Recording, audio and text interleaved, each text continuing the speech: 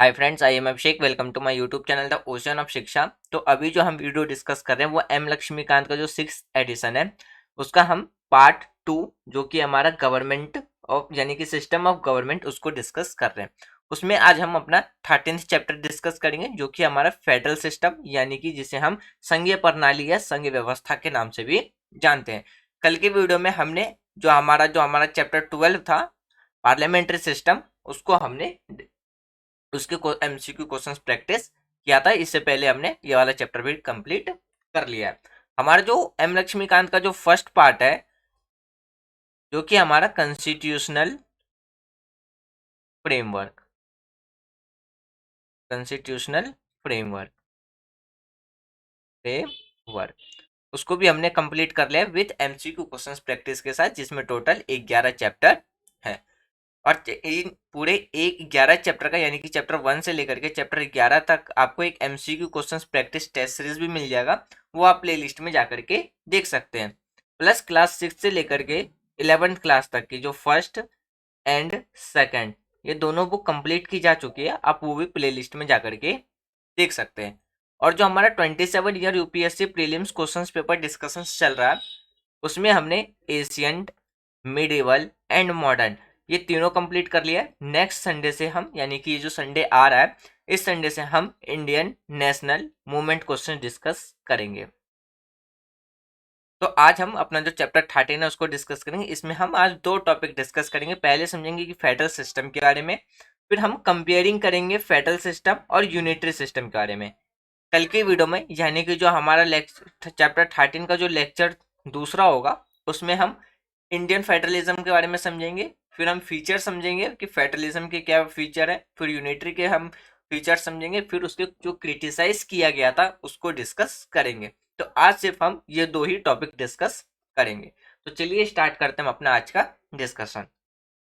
सबसे पहले अगर हम फेडरल सिस्टम की बात करें तो फेडरल सिस्टम में जो ये फेडरल वर्ड है ये कहाँ से आया है? तो फेडरलिज्म ये एक लैटिन वर्ड से आया है जो कि क्या, फ्योदस, जिसका मतलब होता है ट्रीटी या एग्रीमेंट। तो ट्रीटी या एग्रीमेंट जब होता है या किसी अगर हम बात करते हैं स्टेट में जब क्या हो, एक ही स्टेट के अंदर अलग अलग जो राज्य होते हैं, जो डिफरेंसेस स्टेट, उनमें जब एक ट्रीटी या एग्रीमेंट होता है तब हम कहते हैं उनके बीच में, यानी कि आप सीधा सीधी ये समझिए दो स्टेट के बीच में क्या हो, जब ट्रीटी या एग्रीमेंट हो तब उस तरीके से हम कह सकते हैं फेडरलिज्म यानी कि फेडरेशन। क्यों? क्योंकि फेडरेशन जो है वो लैटिन वर्ड्स के किससे, फ्यूदस से निकल के आया, जिसका मतलब हमने क्या रखा था, ट्रीटी या एग्रीमेंट। एग्जाम्पल के तौर पर आप समझिए कि यूएसए जो है आज के टाइम पे यूएसए में कितने स्टेट है, 50 स्टेट है। यानी कि यूएसए जो 50 स्टेट का एक यूनाइटेड कंट्री बना, तो कैसे बना? तो जितने भी जो स्टेट थे वो सब आए और उन्होंने कहा हम सब अपना एक ग्रुप बनाते हैं और वो ग्रुप बना के हम अपना एक पूरा यूनियन यानी कि यूनाइटेड कंट्री बनाएंगे, यानी कि United state of America. America तो यानी कि क्या है कि अलग अलग जो स्टेट है उन्होंने क्या किया, एक साथ मिलकर के एक ट्रीटी साइन की और वो ट्रीटी साइन करके उन्होंने क्या बनाया, एक स्टेट का यूनाइटेड करके अपना एक देश यानी कि अमेरिका को बनाया। तो इस तरीके आप समझ सकते हैं जो फेडरलिज्म है यानी कि जब फेडरल की बात करते हैं तो उसका क्या मतलब होता है, ट्रीटी या एग्रीमेंट। और ये कहां से निकल के आया, एक लैटिन वर्ड से निकल करके आया है। जैसे कि हम फेडरल सिस्टम की बात करते हैं तो फेडरल सिस्टम हमें किस किस कंट्री में देखने को मिलता है, जैसे कि यूएसए, स्विट्जरलैंड, ऑस्ट्रेलिया, कनाडा, रसिया, ब्राजील, अर्जेंटीना, ये ऐसे कंट्री हैं जहां पे हमें क्या है, फेडरल मॉडल ऑफ गवर्नमेंट देखने को मिलता है। वहीं पे अगर हम बात करते हैं जैसे Britain, France, Japan, China, Belgium, Norway, Sweden, Spain, ये ऐसी कंट्री है जहां पे हमें क्या है, यूनिटरी मॉडल ऑफ गवर्नमेंट देखने को मिलता है।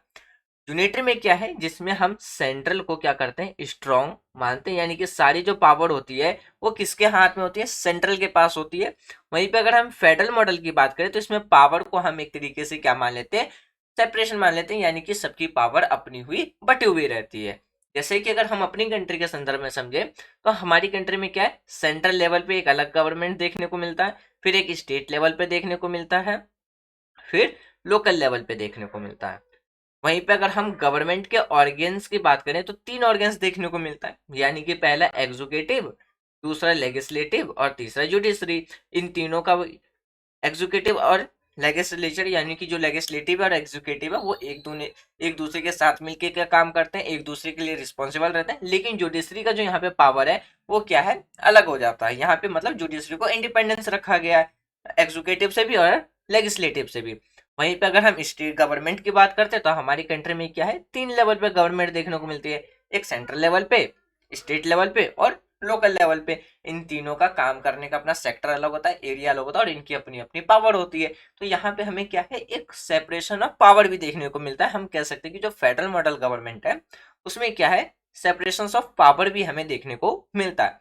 वहीं पे अगर हम यूनिटरी सिस्टम की बात करें तो वहां पे स्ट्रांग किसको माना जाता है, सेंट्रल को स्ट्रांग माना जाता है। यानी कि आप जैसे कि हम चाइना की बात करें तो चाइना में क्या है, काफी ज्यादा इजी है लॉ को अमेंडमेंट करना। वहां पे किसी भी पॉलिसी में या आप बात कर सकते हैं कॉन्स्टिट्यूशंस में चेंज करना काफी ज्यादा इजी है। वहां पे जो पावर है वो क्या होती है, एक ही के हाथ में पावर रहती है, वो भी सेंट्रल के हाथ में। फिर जैसे कि हम बात करें जो एग्जीक्यूटिव होगा, लेजिस्लेटिव होगा या जुडिशरी होगा, वो ये तीनों किसके अंदर में काम करेंगे, सेंट्रल के अंदर में ही काम करेंगे। ये हमें यूनिटरी गवर्नमेंट ऑफ यानी कि यूनिटरी मॉडल ऑफ गवर्नमेंट में देखने को मिलता है। वहीं पे अगर हम बात करें जो फेडरल मॉडल है, यानी कि फेडरल जो हमारा मॉडल है उसको और हम किस किस नाम से जानते हैं, एक तो हम नेशनल गवर्नमेंट के भी नाम से जानते हैं। जैसे कि जब हम अपनी कंट्री की बात करते हैं तो हमारी कंट्री में क्या कहते हैं, सेंट्रल लेवल के गवर्नमेंट को क्या कहते हैं, हम कहते हैं नेशनल गवर्नमेंट, यानी कि पूरी कंट्री का एक प्राइम मिनिस्टर है।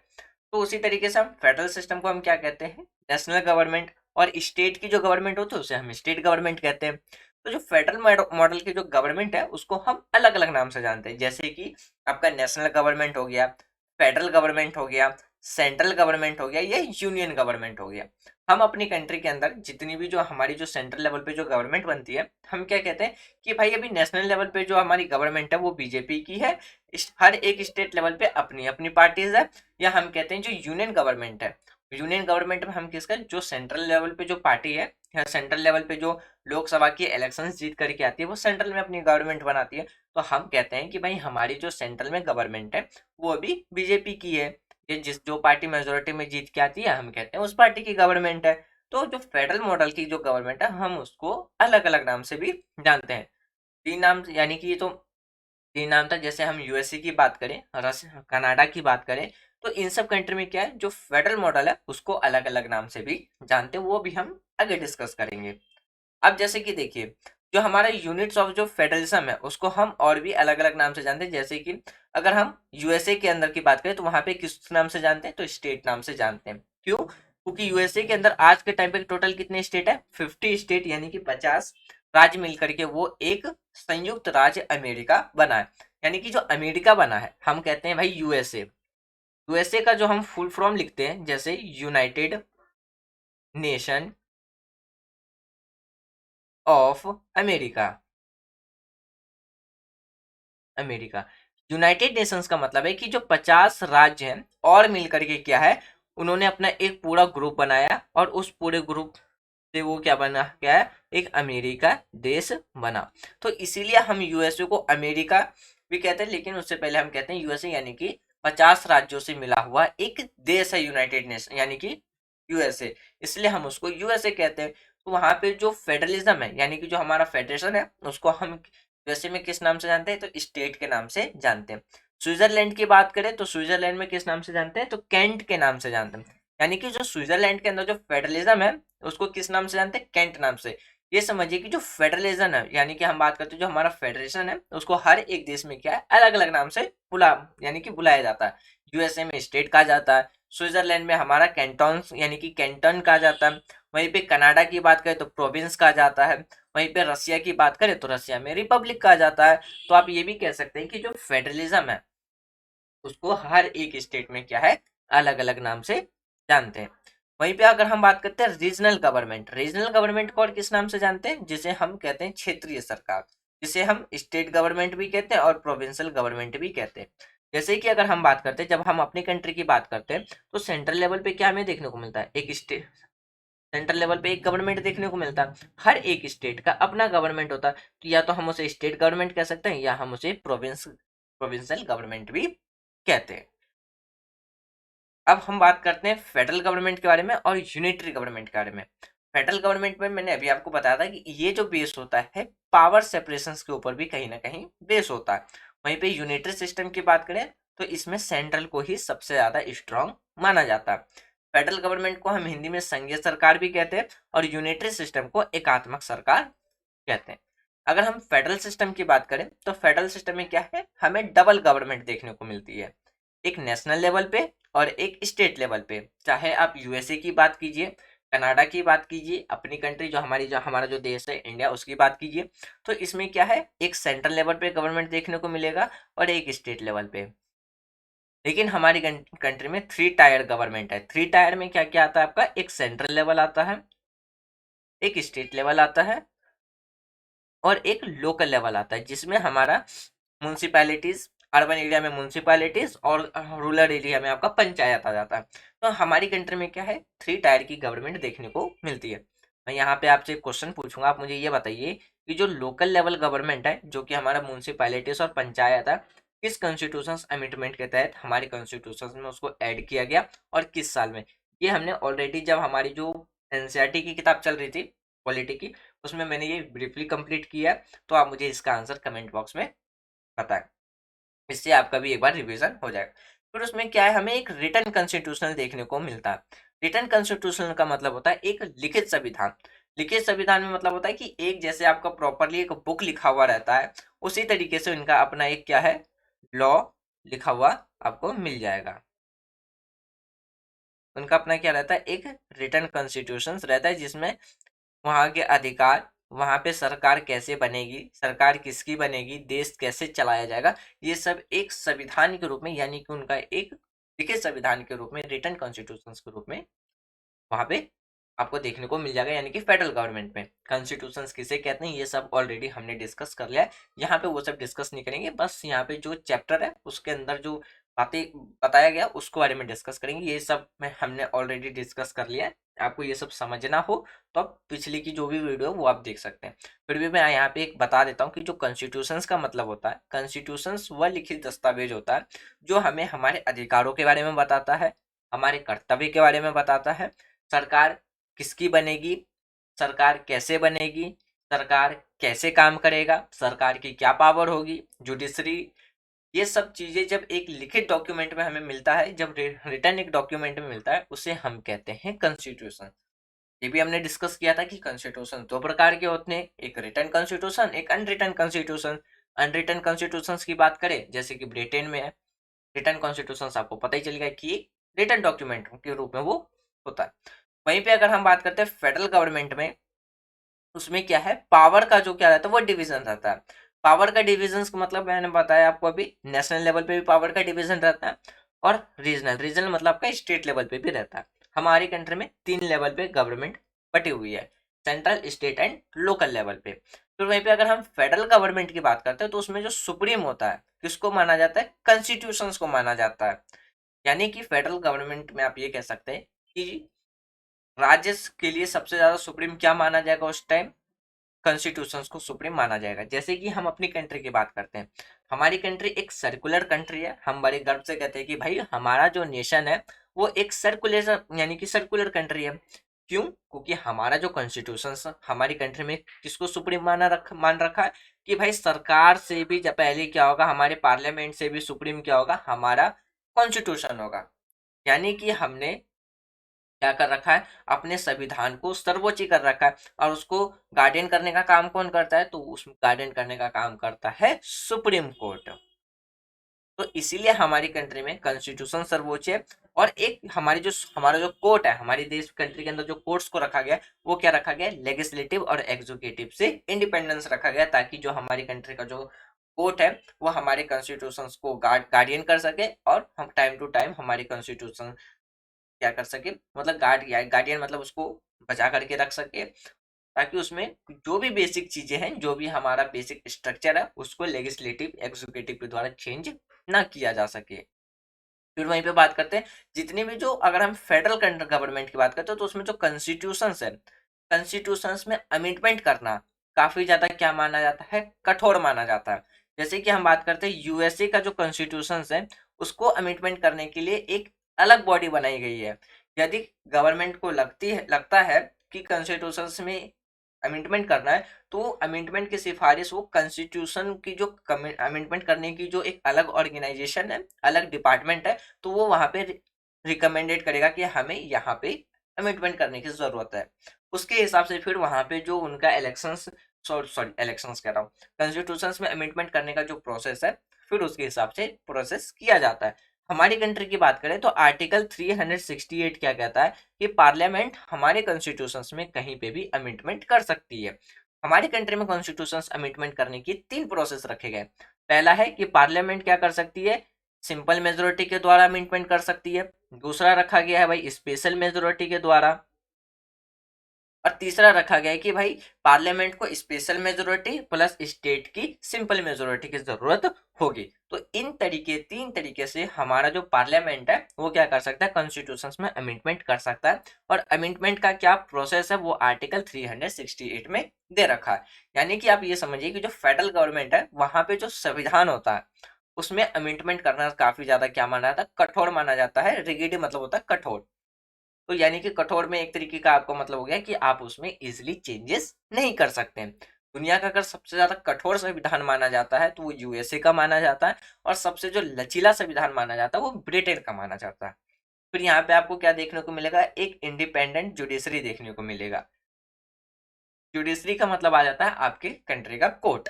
यानी कि जैसे कि हमारी कंट्री में क्या है, सुप्रीम कोर्ट, हर एक स्टेट का अपना हाई कोर्ट, प्लस हर एक स्टेट में जो जितने भी जो डिस्ट्रिक्ट है उनका अपना डिस्ट्रिक्ट कोर्ट। तो ये जो कोर्ट्स होते हैं हमारी कंट्री में क्या रखे, जितनी भी जो फेडरल गवर्नमेंट है उनमें कोर्ट को क्या रखा गया है, इंडिपेंडेंट रखा गया, ताकि वो फ्री होकर अपना काम क्या कर सके, निष्पक्ष रूप से क्या कर सके, वो अपना दायित्व निभा सके और लोगों की जस्टिस के लिए वो काम कर सके। बाइकैमिकल लेजिस्लेचर्स का मतलब होता है आपको यहाँ पे 2 सदन देखने को मिलेगा।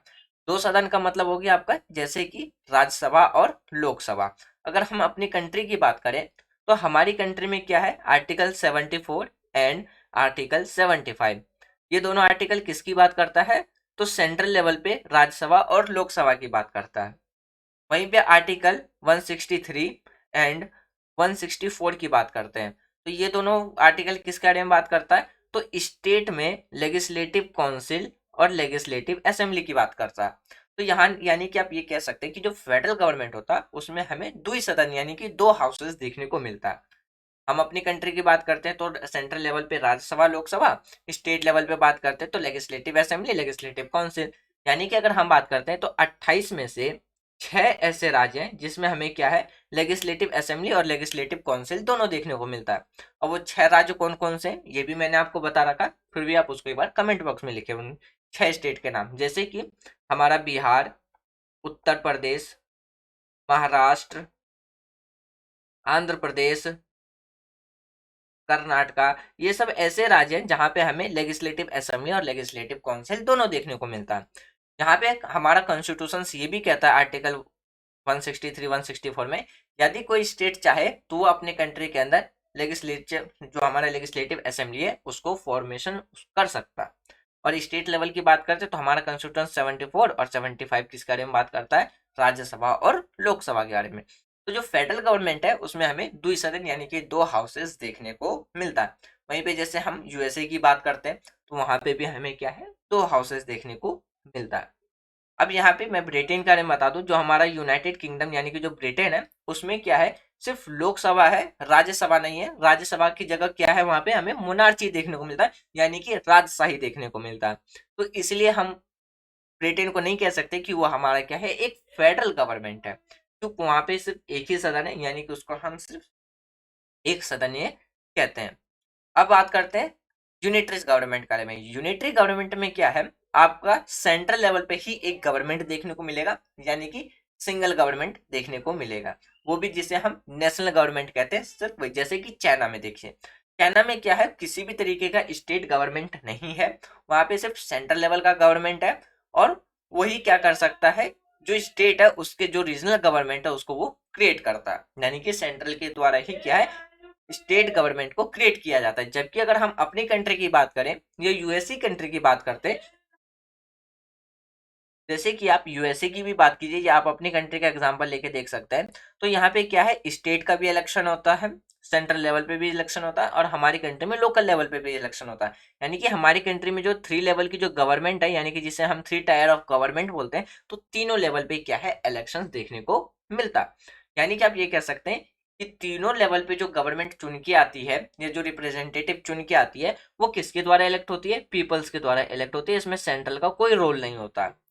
वहीं पे अगर हम यूनिटरी सिस्टम की बात करते हैं, तो वहां पे जो स्टेट पे जो वहां का जो स्टेट मिनिस्टर होगा, वो कौन अपॉइंट करेगा या किसके द्वारा उसको क्रिएट किया जाएगा, तो सेंट्रल के द्वारा क्रिएट किया जाएगा, वो पब्लिक के द्वारा चुना नहीं जाएगा।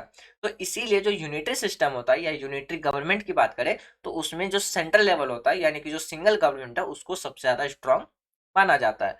वहीं पे अगर हम बात करते हैं कि जो फ्रांस है, उसका कॉन्स्टिट्यूशन क्या है, शायद रिटर्न है, लेकिन हम बात करते हैं ब्रिटेन का अनरिटन कॉन्स्टिट्यूशन है। ऐसे बहुत से कंट्री हैं जिनका अपना रिटर्न कॉन्स्टिट्यूशन है, लेकिन उसके बाद भी क्या करते हैं, वो यूनिटरी गवर्नमेंट को फॉलो करते हैं। फिर हम बात करते हैं जो यूनिटरी गवर्नमेंट है, यानी कि जो हमारा सिंगल गवर्नमेंट है, उसमें क्या है, पावर डिवीजन नहीं होता है। अभी कहोगे कि भाई अभी तो तुमने कहा कि यहाँ पे सिंगल जो गवर्नमेंट है, यानी कि जो सेंट्रल गवर्नमेंट है, वो स्टेट की जो रीजनल गवर्नमेंट है उसको क्रिएट करते हैं।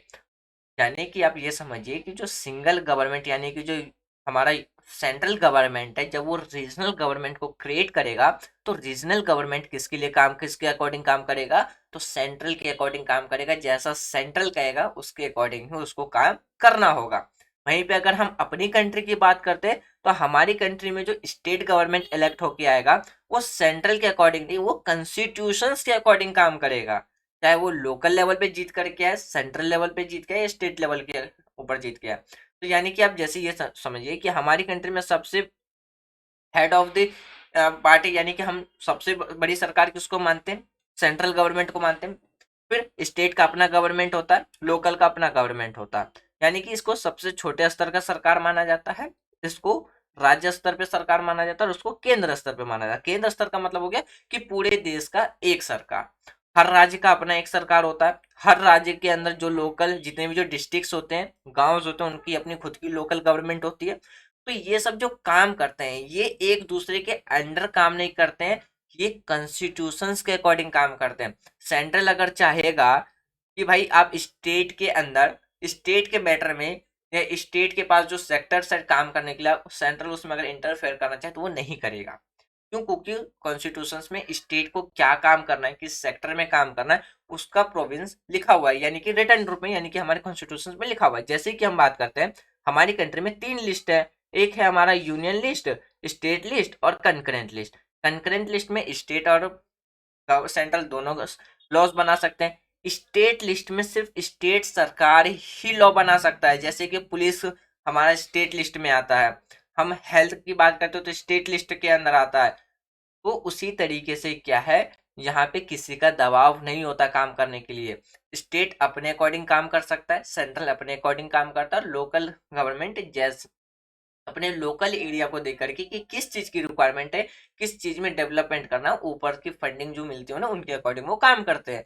तो हमारी कंट्री में जो गवर्नमेंट काम करती है तीनों लेवल पे, किसके अकॉर्डिंग काम करती है, वो काम करते हैं कॉन्स्टिट्यूशन के अकॉर्डिंग। लेकिन वहीं पे अगर हम यूनिटरी गवर्नमेंट की बात करते हैं, तो जैसा सेंट्रल गवर्नमेंट कहेगा वैसा ही रीजनल गवर्नमेंट यानी कि स्टेट गवर्नमेंट को करना होगा।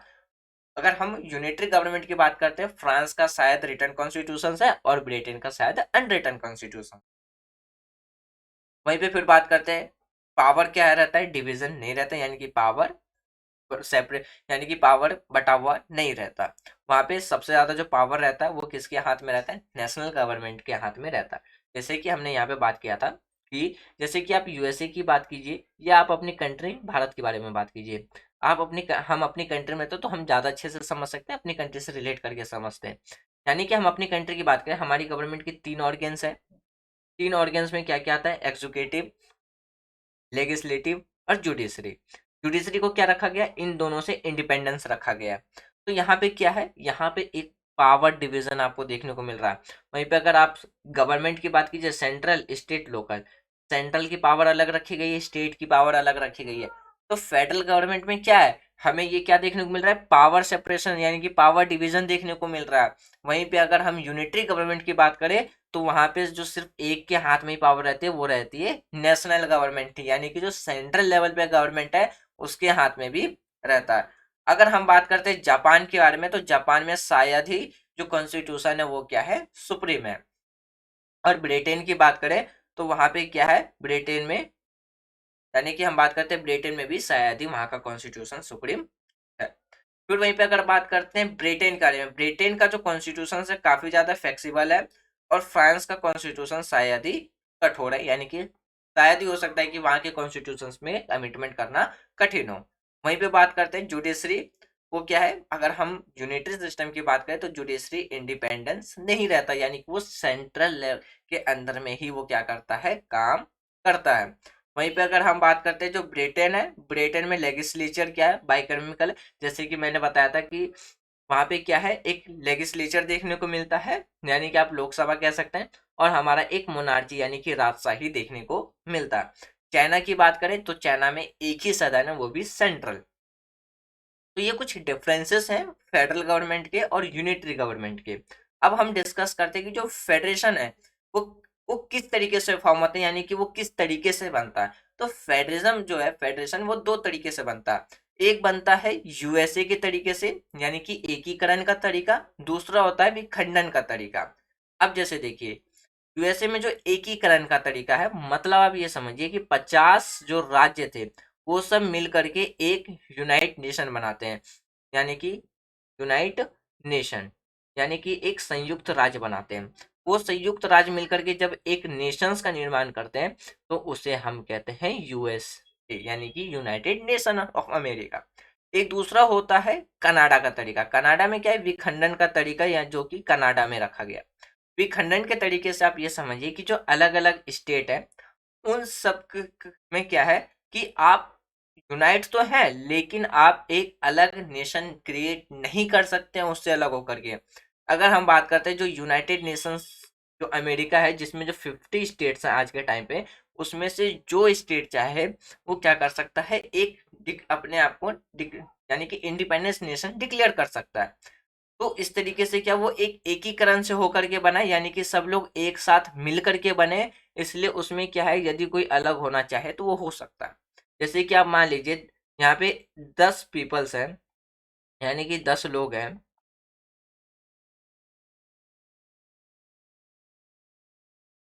यहाँ पे मानिए 10 लोग हैं, ये 10 लोग कहते हैं कि भाई हम 10 के 10 मिल करके एक ग्रुप बनाते हैं बिना किसी दबाव के।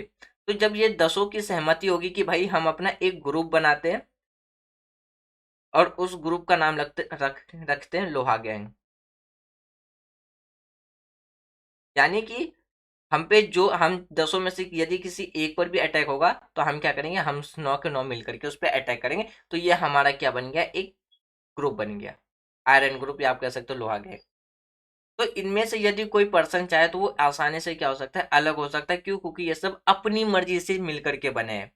वहीं पे अगर हम बात करते हैं विखंडन के बारे में, जिसमें क्या है, यानी कि आप मान लीजिए 10 लोगों का एक ग्रुप बना दिया गया। अब उसमें ये कह दिया गया कि भाई आप 10 में से कोई भी पर्सन ग्रुप में से अलग नहीं हो सकते हो। तो उस फेडरेशन को कहते हैं हम विखंडन का तरीका, यानी कि आप उसमें से अलग हो ही नहीं सकते हैं। और वो सबको क्या माना जाता है, एक तरीके से बिना अलग हुए होने वाला इंटीग्रेशन, यानी कि खंडन, जिसे अलग नहीं किया जा सकता, जिसे नहीं तोड़ा जा सकता। जैसे कि हम अपनी कंट्री की बात करते हैं, आज प्रेजेंट के टाइम पे 28 स्टेट और 8 यूनियन टेरिटरी है। हमारी कंट्री में यदि कोई स्टेट गवर्नमेंट ये कहता है कि भाई मैं आज से अपने आप को एक इंडिपेंडेंस नेशन डिक्लेयर करता हूँ, तो वो ऐसा सिर्फ बोल सकता है लेकिन ऐसा वो कर नहीं सकता। क्यों? क्योंकि हमारे कॉन्स्टिट्यूशन में क्लियरली तौर पे लिखा है, जो कि आर्टिकल 1 से लेकर के 4 तक है, उसमें ये बात क्लियरली लिखा है कि कोई भी स्टेट, भारत का कोई भी स्टेट अपने आप को इंडिपेंडेंस नेशन डिक्लेयर नहीं कर सकता। हाँ, यदि कोई बाहर का राज्य अगर भारत में मिलना चाहता है तो हम उसे भारत का स्टेट का दर्जा दे देंगे, लेकिन भारत का कोई भी स्टेट अपने आप को इंडिपेंडेंस नेशन डिक्लेयर नहीं कर सकता। तो हमने जो फेडरलिज्म वाला जो सिस्टम अडॉप्ट किया है वो किसका किया है, कनाडा का किया है। तो यानी कि विखंडन का तरीका का मतलब होता है जिसमें से आप अलग नहीं हो सकते। अगर हम बात करते हैं यूएसए के बारे में, यूएसए दुनिया का सबसे पुराना फेडरेशन वाला देश है, जो कि कब बना था? 1787 में, अमेरिकन रिवॉल्यूशन के बाद। फिर अगर हम बात करते हैं आज यूनाइटेड स्टेट में कितने हैं, तो 50 स्टेट थे, लेकिन ओरिजिनली उस टाइम पे कितने? 3 राज्य थे। और इसी को हम कहते हैं मॉडल ऑफ फेडरेशन। वहीं पे अगर हम कनाडा के फेडरेशन की बात करें तो उसमें कंपेनी कितने? 10 प्रोविंस थे, और लेकिन आज के टाइम पे 10 हैं, ओरिजिनली कितने थे? 4 प्रोविंस थे। और इसे हम कहते हैं क्विट ओल्ड फॉर्म, जो कि 1867 में फॉर्म हुआ था। तो फ्रेंड्स, ये था हमारा आज का डिस्कशन। इसके आगे का जो पार्ट है वो हम इसके लेक्चर 2 में डिस्कस करेंगे, और मुझे उम्मीद है कि आज जो भी हमने डिस्कशंस किया वो आपको प्रॉपरली समझ में आ गया होगा। यदि कोई डाउट हो तो आप अपने डाउट कमेंट बॉक्स में लिख देना। जब हम इसका पार्ट 2 डिस्कस करेंगे, लेक्चर 2 डिस्कस करेंगे, तो उससे पहले हम अपने यानी कि पार्ट जो हमारा 1 है उसके डाउट्स क्लियर करेंगे, तब हम अपना चैप्टर 2 डिस्कस करेंगे। जब चैप्टर 2 हमारा कंप्लीट हो जाएगा तब हम उसके एमसीक्यू क्वेश्चंस प्रैक्टिस करेंगे। उसके बाद हम अपना चैप्टर जो हमारा 14 है, स्टेट और सेंट्रल रिलेशन, उसके बारे में डिस्कस करेंगे। तो thanks for watching friends, take care, जय हिंद।